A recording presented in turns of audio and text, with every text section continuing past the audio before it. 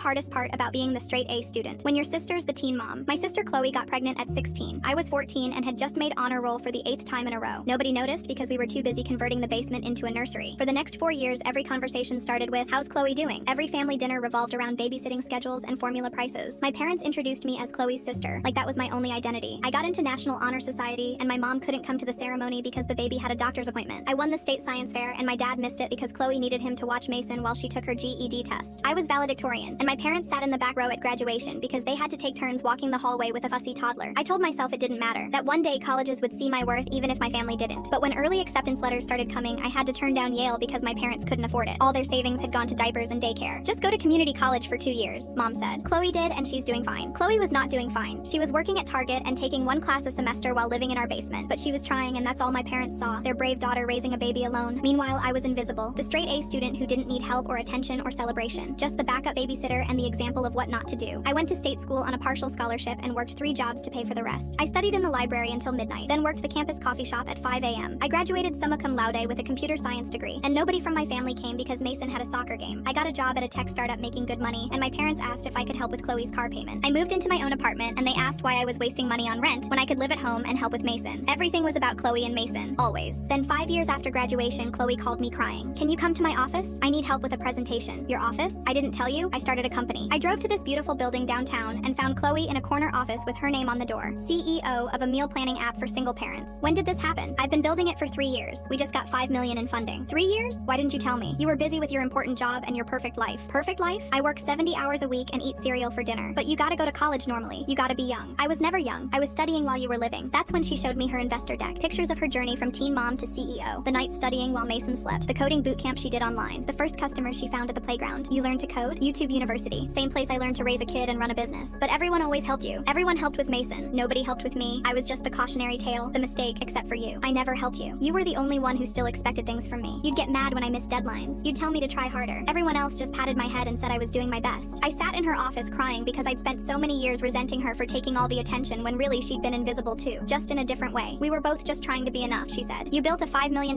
company while raising a kid alone. You graduated top of your class while working 3 jobs. Mom and dad have no idea, do they? They still think I work at Target and you're wasting your degree." We laughed until we cried. Now Chloe's company is worth $50 million and I'm CTO at my own startup. We have lunch every week and joke about our parents still asking when we're going to get real jobs.